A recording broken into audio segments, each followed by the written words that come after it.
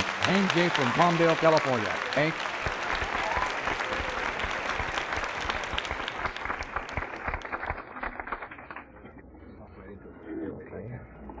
Hi, everybody. My name is Hank Johnson. I'm an alcoholic. And I'm glad to be here tonight. I want to thank Len for inviting me up here. And, gosh, you know, it's amazing. I come clear up here and I walk into the clubhouse, and there's a friend of mine that I met when I was newly sober, Norm, sitting over here. And it's a fantastic program. I drank for 30 years. I started drinking when I was 18 years old. That is, you know, I did a little behind the gym drinking before that, but this big-time drinking. And I went into a bar, and they served me, you know, and immediately I became a man. And I knew everything I ever needed to know in my life. You know, what else is there? You know, if you can buy a drink over a bar, and they don't ask you how old you are, you've arrived. You know, and I felt comfortable there. They had a jukebox over in the corner, and I could play the jukebox just as good as anybody else in the place. In fact, I thought my selection of songs were a little better than most.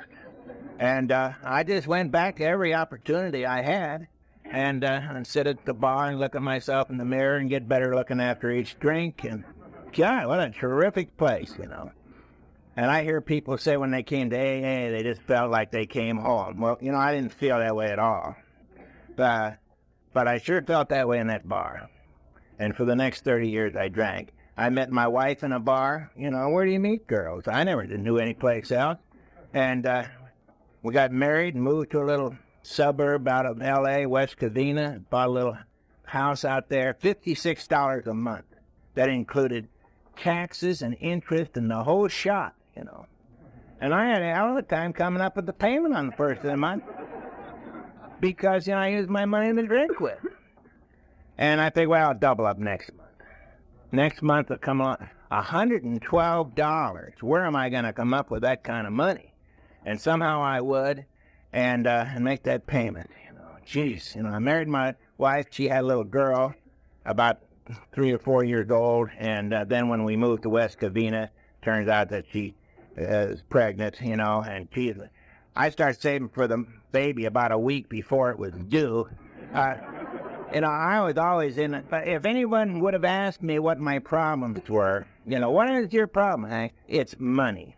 You know, money is my problem. Geez, if I could just earn more money, or if she would just go to work, you know, or wouldn't be so damn extravagant or something, everything would be better. You know, but I needed money to pay the doctor bill for my son. You know, and so I went to the beneficial finance company, and I borrowed the money to pay the doctor in the hospital.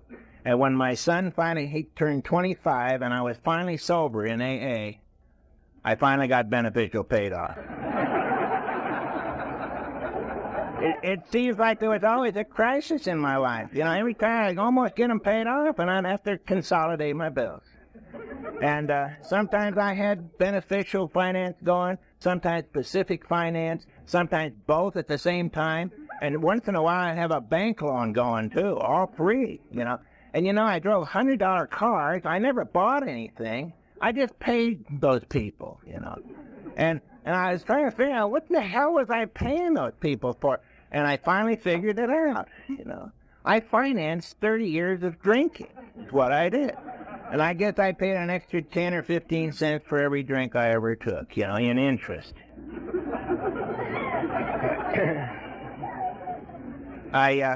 You know, my drunkalogue is really boring, you know.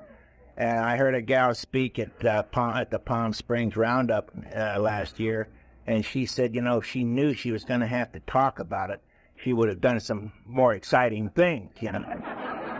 And I identify with that. You know, I hear guys from the podium, they talk about, you know, going into a bar and punching everybody out in the joint, you know, and they go outside and punch everybody out on the sidewalk. And the cops come, they punch them out, too, you know. And really exciting stuff, you know. And one guy I heard speak, he drove his car in a tunnel 85 miles an hour and tried to make a U-turn, you know. And another guy jumped over the Texas State Insane Asylum wall and ran across the Texas plains in his terry cloth robe. And you know, all I ever did was just sat around and drank. I planned to do some stuff, but I never got around. And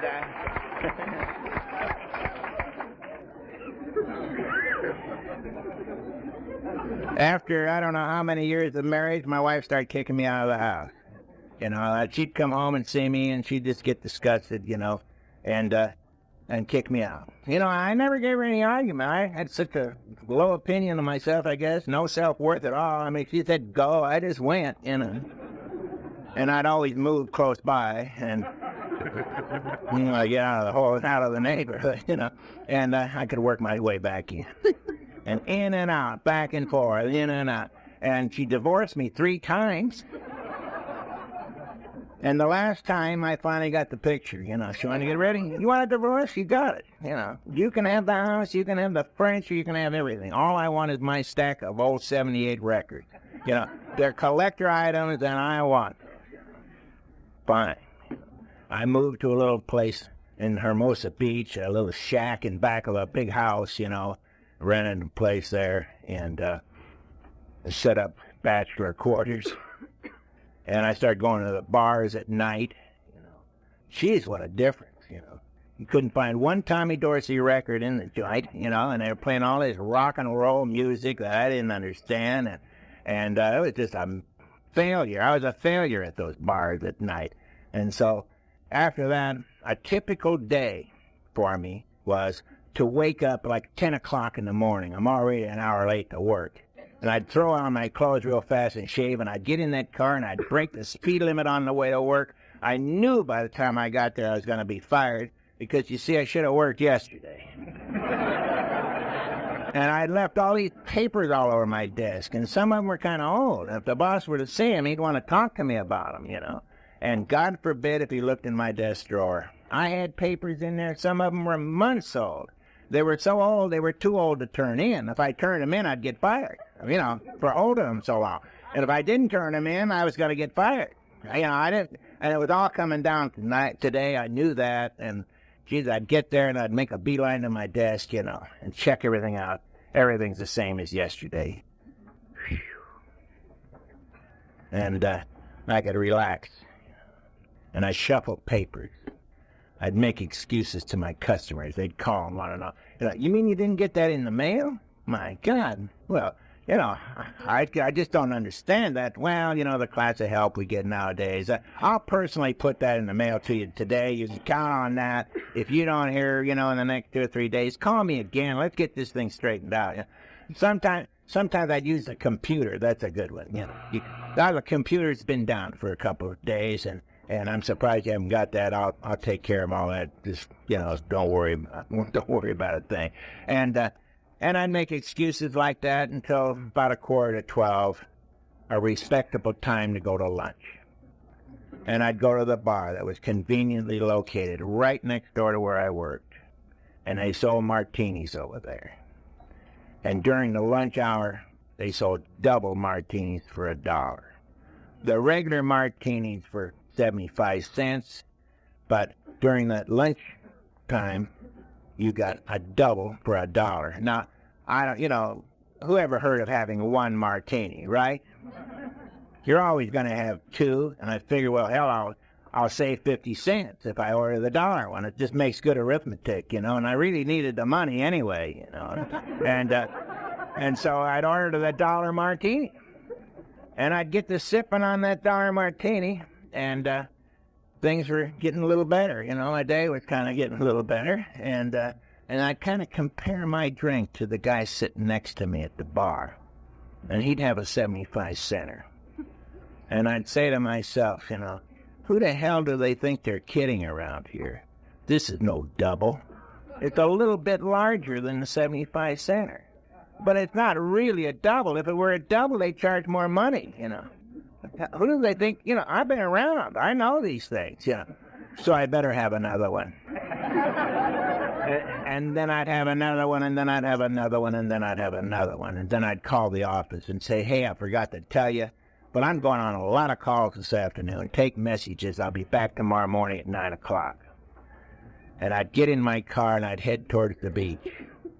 And I'd stop at the Save-On Drug or the Thrifty, and I'd buy the cheapest bottle of vodka they had in the joint, whatever was on sale that day, you know. And I'd get home about 2:30 in the afternoon, and I'm a real neat drunk. I get home there, and I'd hang up my clothes real carefully, you know, so that the creases would fall properly, and put my clothes away and my shoes and everything, and put my pajamas on. And I'd sit on the edge of the bed, and I'd untap that vodka, you know. And this place that I rented, it was like 12 by 15, and I bought a turntable and 10 speakers from a friend of mine. And I had this turntable, and I had speakers in all four corners, behind the couch, behind the drapes, in the bathroom, in the kitchen, everywhere I had a speaker, you know. And I'd untap this vodka and take a big, big jolt out of it, and I'd say to myself, well, you did it again today. Jeez, you know, this cannot continue. You know, you're not the only guy that's ever been divorced. You're not the only guy that's ever been in debt. You know, most guys, you know, what they do is they somehow they'll get a second job or something, and they work themselves out of these messes, you know. And all you do, it seems like you just don't ever get around to doing anything. And then I put an old 78 record on the turntable.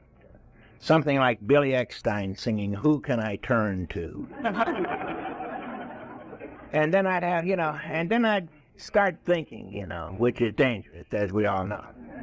And I'd say to myself, you know, yeah, you know, you're not the only guy, and get a second job. And then I'd say to myself, hey, I don't have to get a second job. I'm in sales. You know, and when you're in sales, you can more or less make your own income. It just depends on how much you want to work, you know. That's right, I'd say to myself. And by God, I want to work, you know, and it's all going to be different starting tomorrow. I'm going to get up at 6 o'clock tomorrow morning. I'm going to get down to that damn office by 7. I'm going to knock out paperwork for 2 hours before that phone starts ringing. And tomorrow, when that phone starts ringing at 9 o'clock, I'm going to be ready to do business. And it's all going to be different starting tomorrow. And I'm going to devote the rest of this year to making money, you know. And I'm not going to drink the rest of this year. Hell with it. You know, maybe I'll go to a New Year's Eve party and have a few drinks. But I'm going to devote this entire year playing catch-up. And God, I'm telling you, when you have ideas like that, that's the solution to my problem, you know. What a terrific idea. So I have another drink, play another record. And then I'd go into my fantasy a little further, and I'd think, you know, if I apply myself, I can go down there on Saturdays. You know, I got a key to the office. I can go down there on Saturdays and clean up the back paperwork, and even go in there on Sundays. I go in there on Sundays, and I can plan my work for the coming week. And, you know, if you're in sales, if you plan your work and work your plan, you can't miss. And geez, you know, that's right. And I just feel so terrific about the whole thing, you know. And then I get to figuring out, well, in X amount of months, I'll be out of debt, because I'm going to double my income for sure right away, and I'll be out of debt. Then what are you going to do with all this money coming in? Well, one of the things I'm going to do is I'm going to buy a white Lincoln Continental car. I'm going to drive it up to that house where she still lives. And on the way up there, I'll stop at the Hallmark card shop, and I'll buy the biggest, most beautiful card they've got in the place. You know, and no cheapie, you know, at least $1 card, you know. And a big, beautiful one, you know, with flowers on it, and beautiful verses. And then I'll get a gold-plated key for this white Lincoln Continental. And then over on the left-hand side in small letters, I'll say, "Thanks for all the good years, H." You know, not Henry or Hank, just H. And I'll put the key in with the card in the envelope, and I'll drive that car up there like at midnight, see, and I'll park it strategically right in front of the house. Then I'll split. And I'll put the card down the mail chute. And next morning she'll wake up, she'll go through her routine, you know, and she'll get her mail finally, you know, and she'll open up this big card, a big envelope, and the key. Oh, I wonder what that key is there? And then she'll read all this beautiful stuff. And she'll look over on the left-hand side and it'll say, "Thanks for all the good years, H." And she'll look outside in the front of the house. She'll see that white Lincoln Continental sitting out there. And the gold key and the card and all that. She'll put it all together that that's her car. And then she won't think I'm so bad. Then she'll be sorry. God, I got a lot of satisfaction out of that. I don't know, when you get big gifts like that, you just feel great. And then I look up at the clock again. Jesus, almost 11 o'clock. Where is this day gone? And I'd throw my clothes on over my pajamas, and I'd run about 2 blocks down to the liquor store. That's when I first started jogging, It's what but it was I get the guy just as he was locking up, and bottle of Smirnoffs. I always bought the better brands there in the local area. I wouldn't want them to think I was cheap. And then I could stroll back to my shack in peace and contentment and security, and just felt terrific. I really had accomplished a lot after all today. I've got all my plans made, and I know what I'm going to do starting tomorrow, and it's just going to be great. And I get back, to my shack there, and I'd have dinner, like a cold hot dog out of the icebox. And then I'd play a few more records, and I'd start rehearsing the speech I was going to give, because surely I was going to be Salesman of the Year. I knew that. And somewhere in there, I'd pass out. And I'd wake up the next morning and be 10 o'clock. And I'm already an hour late to work. My God, I'd throw my clothes on real fast and shave, and I'd get in that car and I'd break the speed limit on the way to work. I knew by the time I got there I was going to be fired, because I left all these papers all over my desk. And if you look in my desk drawer, I know I'm going to be fired. I got papers in there too old to turn in, And today's the day. I'm going to get it. And I'd get to work. I'd check my desk out. Everything's the same as yesterday. And I would shovel papers, and I would make excuses to my customers. You mean you didn't get that in the mail? I don't know about the class of help we get nowadays. The computer's been down for 3 days. And make excuses till a respectable time to go to lunch. And then I'd go to lunch at the bar that was conveniently located right next door to where I was. And I'd go there and make my big decision of the day, whether to have the $1 one or the 75-cent. And then I'd have another one, and then I'd have another one, and then I'd have another one. And then I'd call the office and say, "Hey, I forgot to tell you, I'm going on a lot of calls. Take messages. I'll be back tomorrow morning at 9 o'clock." And I'd get home about 2 or 2:30, hang up my clothes real carefully and put my pajamas on. Stop, of course, and buy a cheap bottle of vodka on the way home, and get home there and untap that cheap vodka and take a big jolt out of it, and put an old record on the turntable. Something like Billy Eckstine singing "Who Can I Turn To?" And I'd have this bright idea, just like I had it like the original, for the first time. By God, starting tomorrow morning, I'm going to get up at 6 o'clock. I'm going to get down to that damn office by 7. I'm going to knock out paperwork for a couple hours. That phone starts ringing. I'm going to really do it. All going to be different starting tomorrow, and I'm not going to drink the rest of this year. Maybe I'll go to a New Year's Eve party and have a few drinks. And what am I going to do with all this money that's coming in? Well, I think I'll buy a white Lincoln Continental, And I'll tell you, I didn't do that once or twice. I did that hundreds of times.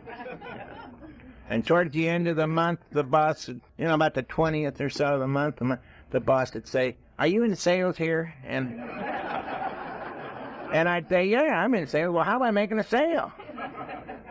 And I'd say, "Don't worry about a thing. I'm a fast finisher." And I was. Because I was scared. I thought he was going to fire me. So I work around the clock, And I always won a plaque every year for making my quota. They give you a quota, how much they want you to sell. And if you exceed that, then they give you this plaque. It's about that big, And it says, "For outstanding salesmanship."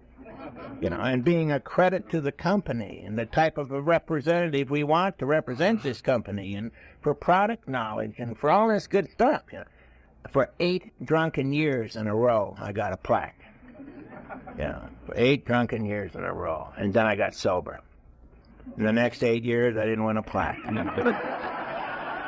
My whole theory on, was wrong. In my case, just because you get sober, it doesn't necessarily mean you're going to make a lot of money. I'm disappointed in my, I thought surely by now I'd have $1 million made, but, I've got a pretty good job. I'm still with that firm, by the way. But after 2 years of sobriety, they fired me. I went in there one day, and the boss said, "You're fired." I said, "You can't fire me. I've been with this firm for 10 years now, He said, "The hell I can't. You're fired. That's all." And I said, "Well, I request to see the big man down, And I went downtown and saw the regional manager. And I used to say that I took my fifth step with him, But actually what I did is I sniveled and cried to him. I did. I've been with this company 10 years now, and, they should have fired me a long time ago, when I was drinking, but I've completely changed my life. I quit drinking 2 years ago. My wife and I are trying to make it together again. We got my kids, and I'm trying to pay off my bills, and I'm trying to be a decent citizen, And he says, "Well, that's all very interesting, Congratulations, it's just terrific, They just don't want you to work there in that office anymore, And he says, "But you say you're a salesman?" He says, "We've got 80 branches, this company. Go sell yourself to another office. You're supposed to be a salesman." And that's what I did. I went and sold myself to another office. And I'm still with that firm. And I'm a little worried, because the last 3 or 4 years I've been winning plaques again. But, I got so damn spiritual after 2 years. I just sailed way out there, way up in the heavens, And my sponsor pointed out to me that that happens to quite a few of us, We get sober and get so damn thrilled about it that we forget everything else, And I just got... And he said, that some of us just get so heavenly that we just become of no earthly good to anybody. And that was me. And so I read in the big book, it said something in there about it's okay to have your head in the clouds, but you should keep your feet firmly planted on the ground, and take these steps. And that's what I've been trying to do since then. And about that time, I got a call from my ex-wife, and she said, "Come and get your drunken son. He's just like you are." And it seemed like he'd turned 16. He started getting into some minor trouble in school, nothing really big, And I know it just runs in our family. We don't do all that much, We don't get in all that much trouble, But it was just enough that was really annoying my wife. And then he went to a party and came home drunk and threw up on the carpet. That was the last straw, and she called me and come and get him.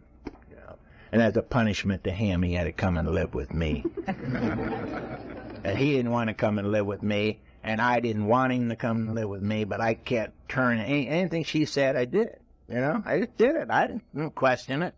And she said, whatever she said, I'd have done it, or tried to. And so he came and lived with me. And, I'm the kind of a guy, when I'm drinking, I didn't know what to say to him.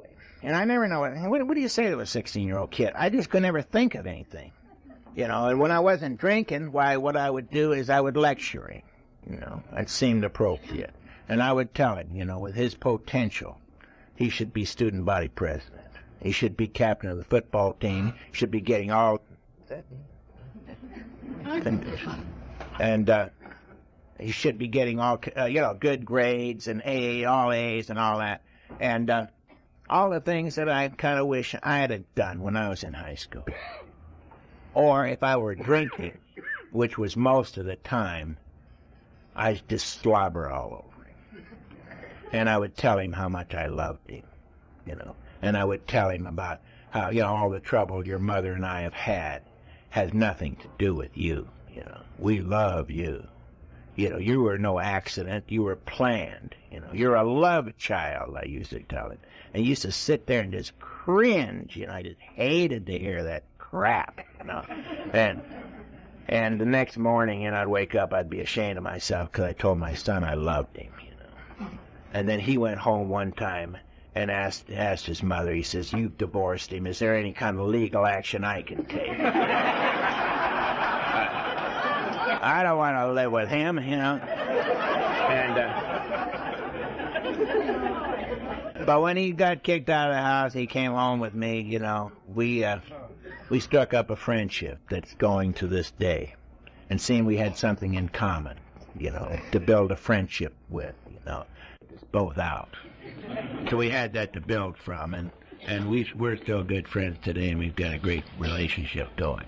And at about that time, my wife came down to visit, you know, checking on her son, and one thing led to another, and we got to talking, and it seemed like we were really miserable people, but we seemed to be more miserable apart than we were together, and why don't we try this thing one more time, you know. And we'll sell that house. By now we lived in a different place, you know. Sell this house in Torrance and pay our bills, and we'll all move in here, and we'll all, you know, and we got caught up in the enthusiasm of it, you know. And she said, "I won't even fight you on your drinking anymore. In fact, I'll join you." And I should have been suspicious right there, but I wasn't. Because, see, all the years I was married to that woman, she couldn't drink. She didn't drink. She'd take one drink and gag, you know, and leave her drink at parties, you know. And where'd you drink? I don't know. I misplaced it. How could that be? You know, I can't misplace a drink, you know. She just wasn't serious about her drinking, that's all, you know. And I used to say, "Come on, get a big tall glass, put a lot of mix in it. You're at a party, you're supposed to be having fun, drink, you know." And I couldn't get her to drink. And so come in. And so when she, you know, she said she'd join me, I wasn't even suspicious. But, you know, during that 2 or 3 year period that we were apart, she had taught herself how to drink. And, you know, you can do that. You know, practice makes perfect. And if you practice on a daily, you know, basis, why, you just about get perfect, don't they? She got so that she could slug any kind of booze down straight and not even make a face. And when she moved in, a typical day then was that I'd wake up late and go through my routine and have my daughter martinis and get home about 2 and hang on my clothes and put my pajamas on and play a few records, and here comes my son home. And it's like 2:30 in the afternoon, you know. And I'd say to him, I said, "Who the hell do you think you're kidding? It's only 2:30. School don't get out till 3, and you're already home here at 2:30. Now, how can that be? You know, you've ditched school, that's how, you know." And I'd stand there with my pajamas on, you know, with a bottle of vodka in my hand, and I would ask him, you know, "How the hell do you ever expect to amount to anything? You know, if you don't apply yourself in this world, my friend, you know, you haven't got a chance. You need a diploma to get any kind of a job. I'm really worried about you, you know." And he'd look at me funny, and we lived a half a block from the water, and he was a surfer, you know, and he had 3 or 4 guys with him every day, and they all looked at me funny, and so they'd go off surfing, and then I'd go through my routine, you know, and start thinking about buying white Lincoln Continentals and stuff, and then my wife would come home, and we'd have our first drink of the day together. And, you know, by nature, if I'm not drinking, I'm not all that, I'm kind of a grouchy guy, you know. I'm not all that sociable. I'm still not all that sociable. I just sit in the corner and read a book or, you know, watch TV or something like that. But if you give me one drink, you know, I don't care who you are, you're the most interesting person I've ever met in my life, you know. And I'm prepared to, you know, I want to hear your whole life story from day one. And I'm prepared to stay up all night and hear your plans for the future, as long as we got a bottle, you know. And, but my wife, on the other hand, she's very friendly and outgoing. And she knows everybody in the neighborhood. She knows the paper boy by his first name. And she knows the girls at the supermarket, checkout gals. And she's just very friendly and outgoing. But you give her one drink, and all that changes. You know, all the pent-up emotions and hostilities of a lifetime come out in that first drink. And she, you know, and she wasn't able to make this trip with me, you know, and I'm kind of glad. And I'm not here to take her inventory, but I'll tell you a few of the things she did. She was a mean drunk, that's what. She did stuff like break my little Sony TV, you know, a little tiny Sony TV. Just took a hammer and broke it all to hell. Just because I was laughing at a program, that's why. Yeah. And I tried to play a record for her, you know. Get one of these 78s, you know, and I'd play one, you know. I'd say, sit here now and listen to this. And I'd sit her on the couch, you know, so that all the speakers and all the stereophonics would hit her properly. You know? And I'd play some old 78 record, you know, that came out in the 40s. You know? And I said, you just got to hear this. And she'd sit there and listen to it. She'd say, well, I've heard it 1,000 times. Yeah, but really listen to it. Now, I'll play it one more time, you know. And play it. And sometimes I just play the trumpet toot one more time, you know, and play the same song over and over and over and over and over again, you know. And she'd get up and walk over to the turntable and take the priceless 78 record and just take it, smash it.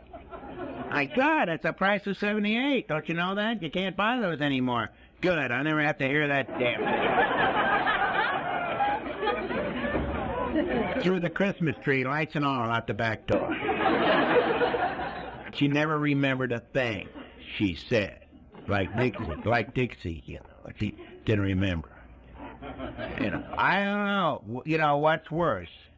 You know, cause I remember damn near everything. I don't know what's worse, really. You know, remembering or not remembering, and it doesn't really make any difference. You know, we're all here. You know, and but she don't remember things. You know, and in the morning, you know, I'd be mad at her, and she'd say, "Well, what did I do?" Don't give me that. You know what you did. You know what you called me last night. I don't know where you ever heard that kind of language from. Sure didn't get it from my side of the family. I'll tell you that. And, you know, that's the way we live. And one night, after a bad argument, we had an argument every night. I don't know what about, but it was very, you know, serious stuff, you know, that. And I told my wife, I said, I'm going to go to my brother's house, and when I come back, I expect you to be gone. Because after all, I allowed you to kick me out of all those other houses we lived in through the years. But I moved here first. This is my house. Therefore, you move this time. And so I went to my good brother's house, you know. I have 3 brothers, you know. But I went to the brothers that you can go to at midnight or 1 o'clock and knock on the door. And if you've got a bottle of vodka, why, he just pulls you right in.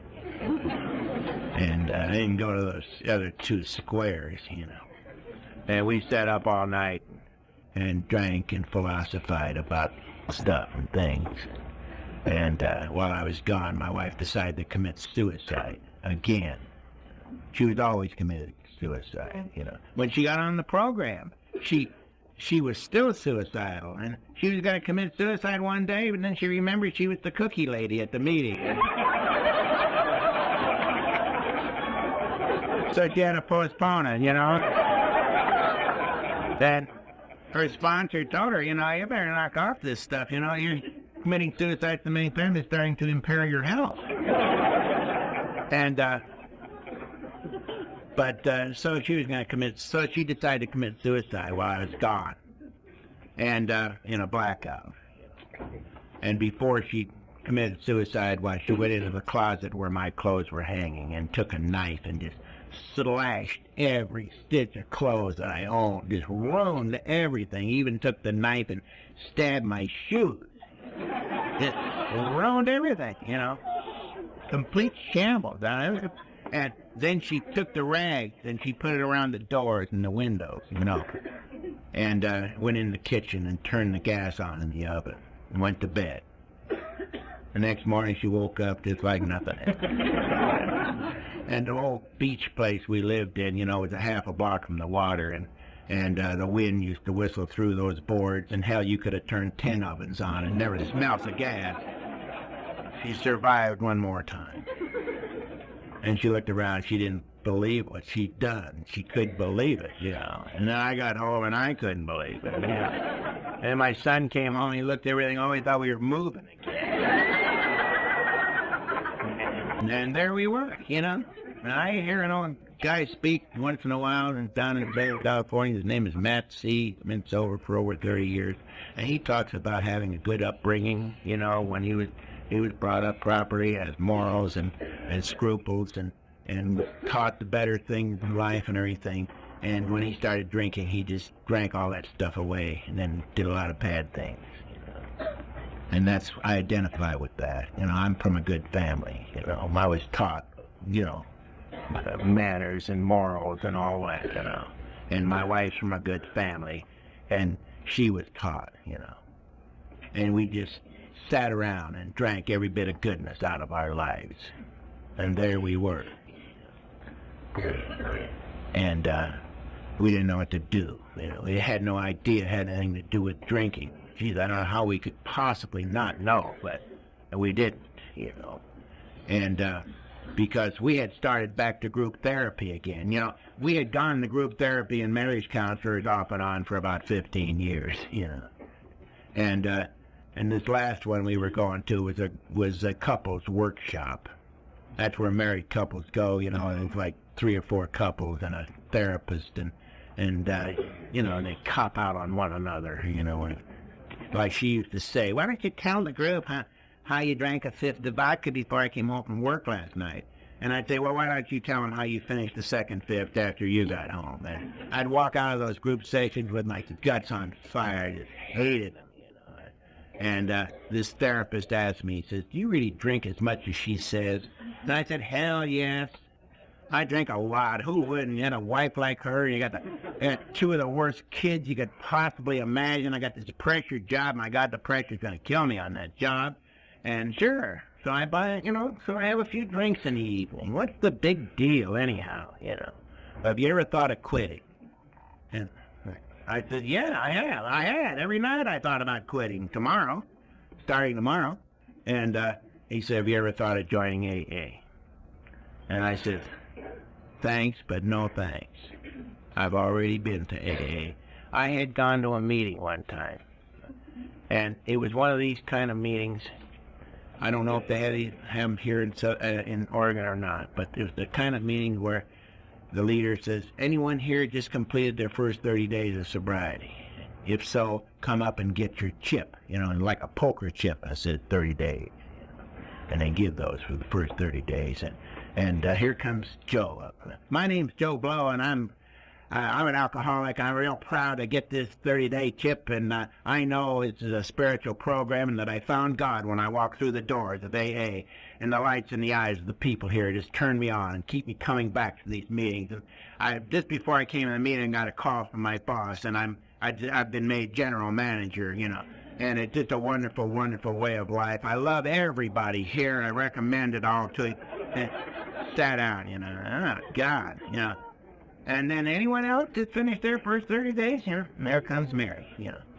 My name is Mary Smith, and I'm an alcoholic. And I just completed my 30 days, and I got my chip here, and I'm very proud of it. And I know that this is a spiritual program, and that I found God when I walked through the doors of AA. And the lights in the eyes of the people here just turn me on and keep me coming back to these meetings. And I just love everybody here.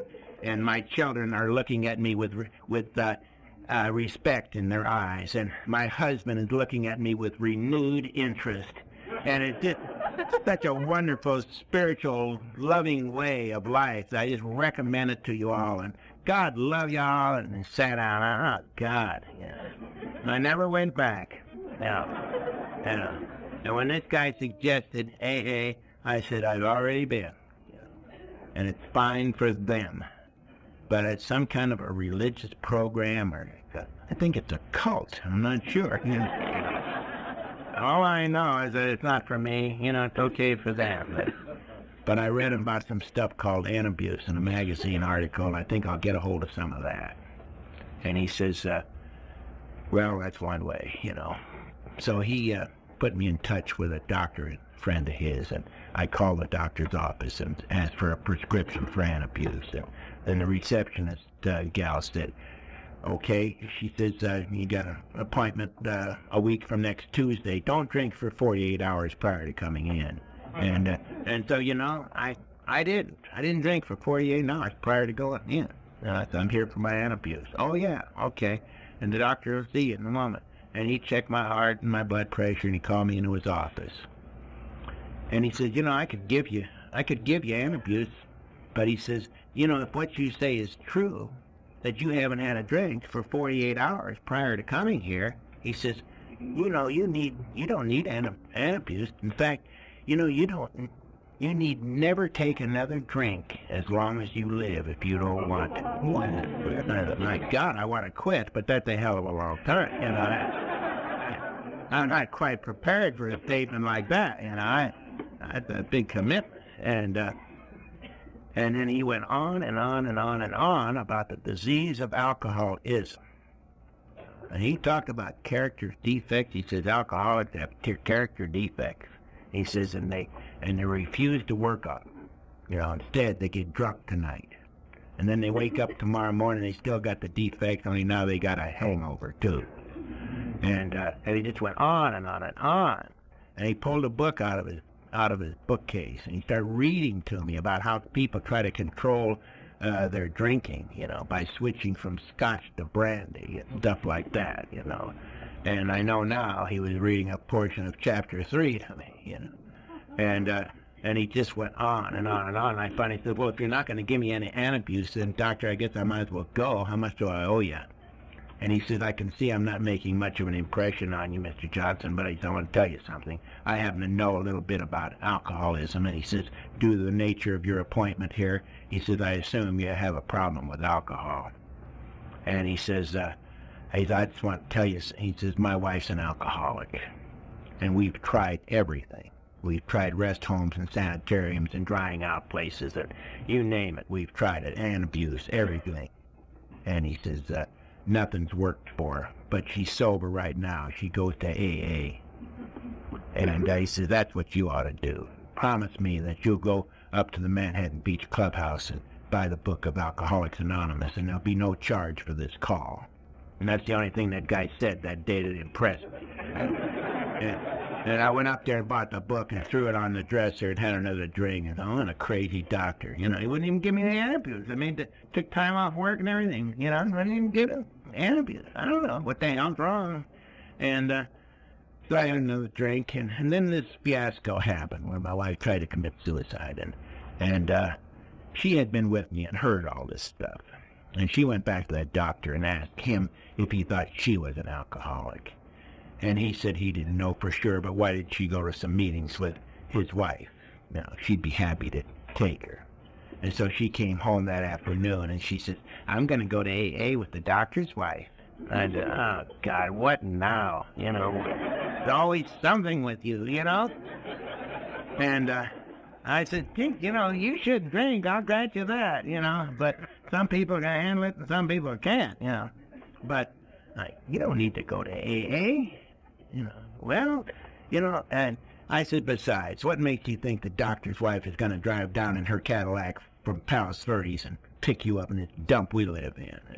And, I don't know, I spoke with her this afternoon, and she said she'd come by about 7:45. She's not coming in, she's just going to toot the horn and I'm to come out, And I said, good. I said, I don't want her coming in, And I said, just remember that what the name of this organization is. It's Alcoholics Anonymous.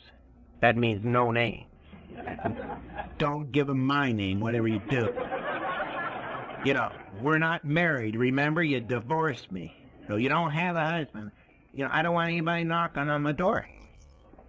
And so about 7:45, here comes this Cadillac. Pulled up in front of this dump we lived in. Tooted the horn, and she went out, and they whisked her off to a meeting. And, the first thing they told her in AA was something I just assumed that she didn't know for a while. But they told her that it wasn't her fault that I drank. They said, they told her that, we don't have that kind of power over anybody, that we can make anybody drink if they don't want to drink. So don't carry that guilt around with you. It's not your fault that he drinks. Don't carry that guilt. So they told her also that then you can't make him quit either. We don't have that kind of power over people that we can make anybody quit.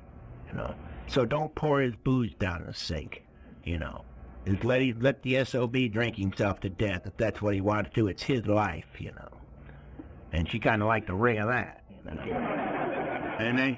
And they told her, you know, that if she thought she had a problem with alcohol, maybe she better keep coming back to these meetings and work on her problem. And that's what she did. And to be a good guy, every once in a while I'd go to a meeting with her. And it just seemed like those same two people were at every meeting I went to. I mean, now they were just getting more and more and more spiritual. And I hate it. Joe would say, I'm Joe Blow and I'm an alcoholic, and I found God when I walked through the doors of AA, and the lights in the eyes of the people just turned me on and keep me coming back to these meetings. And I want to tell you something, you know, I just got word that I've been made a full partner at the firm. You know, my name's going up on the door tomorrow, and I'm taking delivery on my Mercedes next Monday, and it's just a wonderful, wonderful way of life. I just love everybody here, and I recommend it to all you newcomers, you know. And God, what a... And then Mary, by now she had a halo, you know. And she'd get up, and my name's Mary, I'm an alcoholic, and I found God when I walked through the door, and the lights in the eyes of the people here just turned me on, keep me coming back to these meetings. And I go to meetings. I go to a meeting every night. I go to 2 on Saturday and 3 on Sunday. I just can't get enough meetings. I love them, you know, and my life has improved. I just can't begin to tell you how good my life has get. You know, my children, I got a new relationship going with them, and I'm proud to say that my husband and I are a couple once again. How beautiful the world is, you know. Oh, God. And then we all stood up and held hands and said the Lord's Prayer, and I just included everybody in that place. And the only reason I'm going there is because my wife stopped breaking my stuff. Yeah. I'm trying to stay on the good side of her, you know. And after the meeting, you can't get out of there. You can't get out of the meeting, you know. There's another meeting that goes on after the meeting, you know. And these ladies would come up to me and they'd say, "Are you Lou's husband?" And I'd say, "Yeah, I'm Lou's husband." "Well, are you an alcoholic too?" And I'd say, "No, I'm not an alcoholic too. I'm just a visitor here." And that's all. Well, keep coming back. I just hated them, you know. But I finally got, you know, I heard enough. I heard some good speakers. I heard guys like Clancy and John A. and Chuck C. and all kinds of good speakers, you know, and I liked those guys, and I wondered how much they paid them, and I figured, well, maybe I could meet with them and have a few drinks with them and talk this thing over and I could get a routine going. Maybe I could speak at some of these outlying districts and pick up $25 or something, you know. I need the money bad, you know. I'll do anything. Yeah. And I didn't hear the part about stop drinking in between readings, you know. And so I finally told my wife that I understand. I'm an alcoholic, no question about it. I am. But I've had it with AA. I can't stand it. I hate it. But I'm going to quit drinking. And so I did. And it was a little bit before Thanksgiving, and I didn't drink from then, a little before Thanksgiving, clear through Christmas. You know, I didn't drink. And I didn't need the damn meetings either, you know. And I bought Christmas presents and everything. And the Saturday night after Christmas, my wife went to a meeting and left me home. And I kind of paced the floor, and I got thinking, you know, I proved it. I proved that I could not drink. You know, I did it for over a month, clear through the holidays, you know. So I went to the liquor store, and I bought a half pint of vodka. But I no sooner got it back to the place, and I what the hell did I buy a half pint for? I went and bought a fifth, and went back and got another fifth.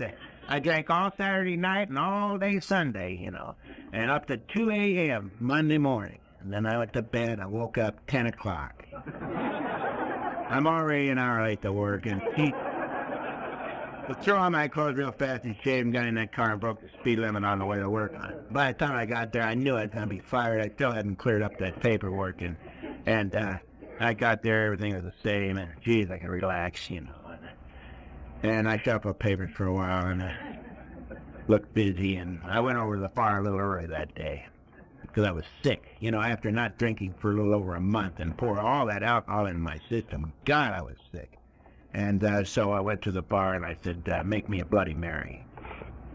And, you know, that's not a social drink. That's medicine, you know. You all know that.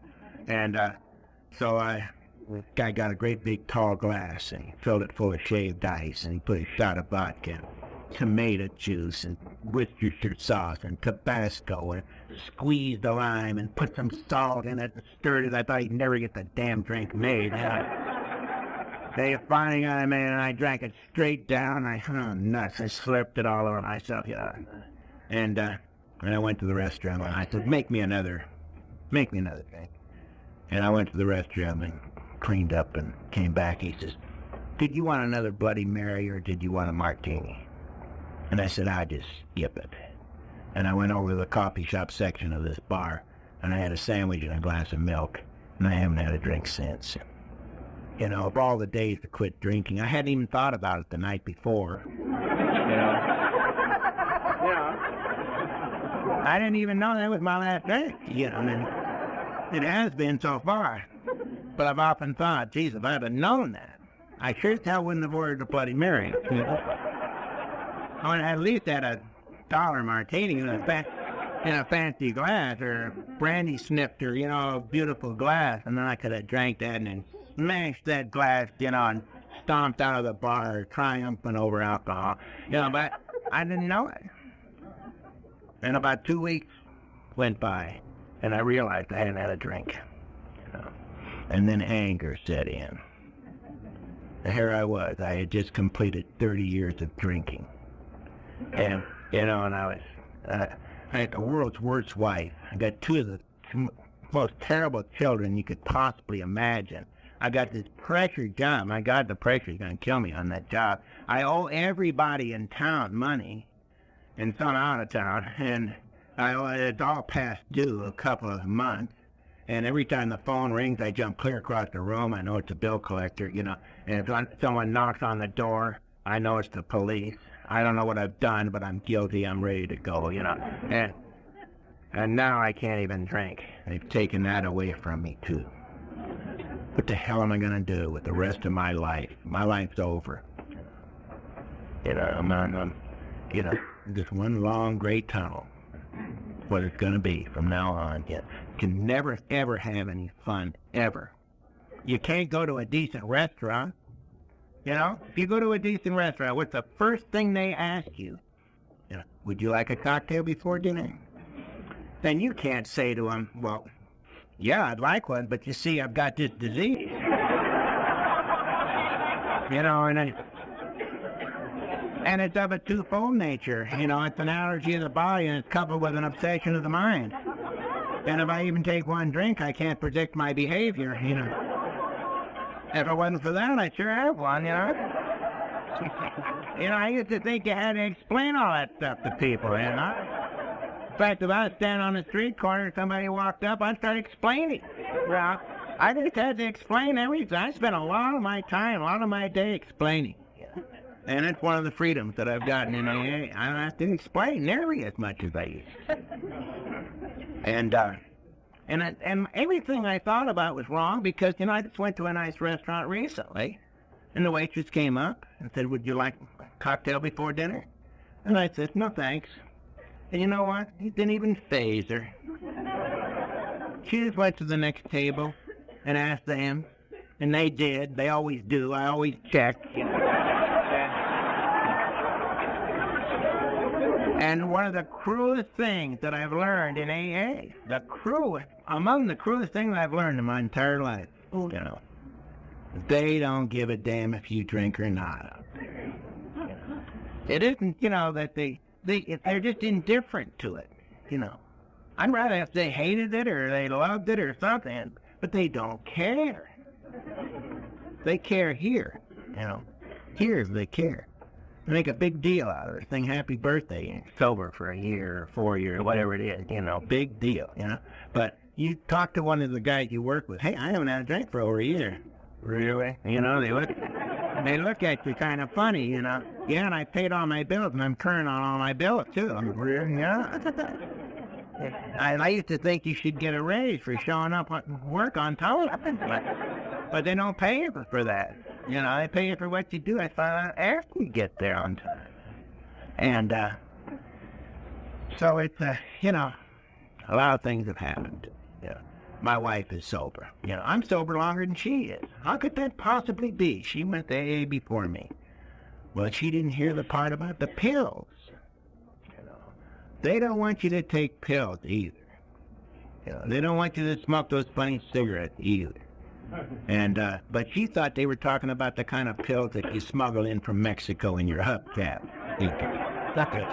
Not prescription drugs. Yeah, her sponsor says, yeah, prescription drugs too. So I took my last drink on December the 29th, 1969. I hope it's my last drink so far. And she flushed her pills down the toilet on January the 1st, 1970, and changed her sobriety date. And if you notice, there's a whole year difference there. And I have seniority in my house. And where I come from, seniority it means a lot. You know, you got coffee, cream, and sugar. You know, I wish. Yeah. And you know, that son of mine used to look at me so funny. Well, part of the reason he looked at me so funny is that he was stoned out of his gourd. Seemed like he had a drinking problem and a drug problem, you know, and took LSD and you name it, he's done it, you know. And when he was 21 years old, he turned himself into AA, and he just took a 9-year birthday cake in May, you know.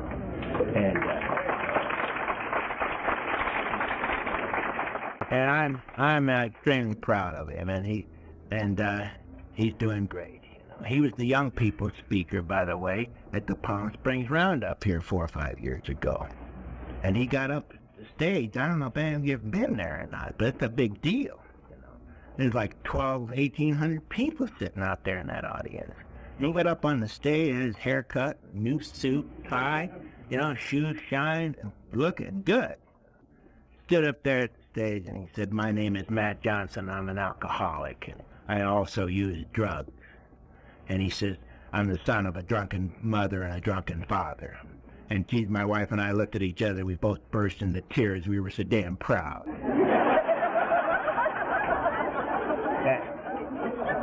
But, you know, he makes twice as much money as I do. Drives a new BMW car, and he just married a beautiful girl. He has his own condo, you know.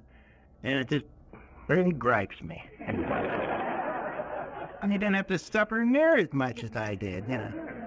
But I try to be nice to it, you know, so I figure maybe he'll let me use his car with me.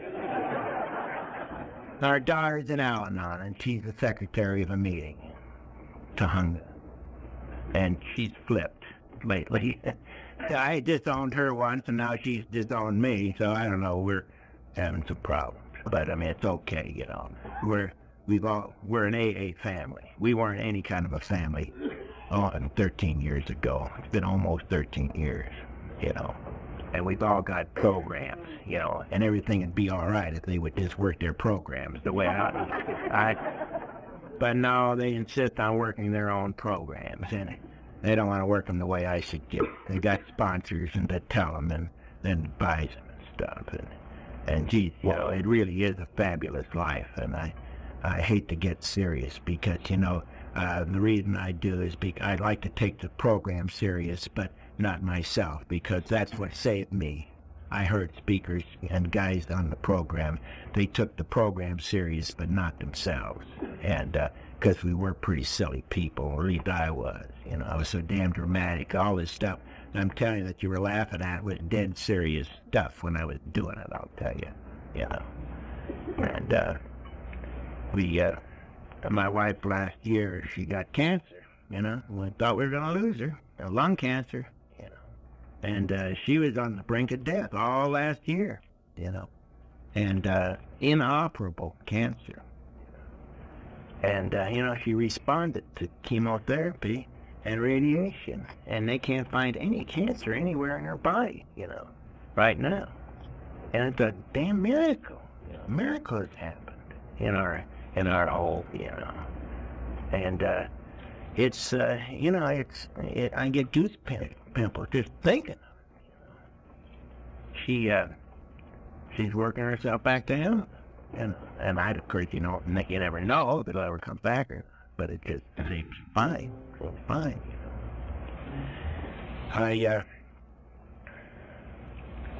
I don't have much more to say. You don't have to get your message from the next speaker when Paul comes next month.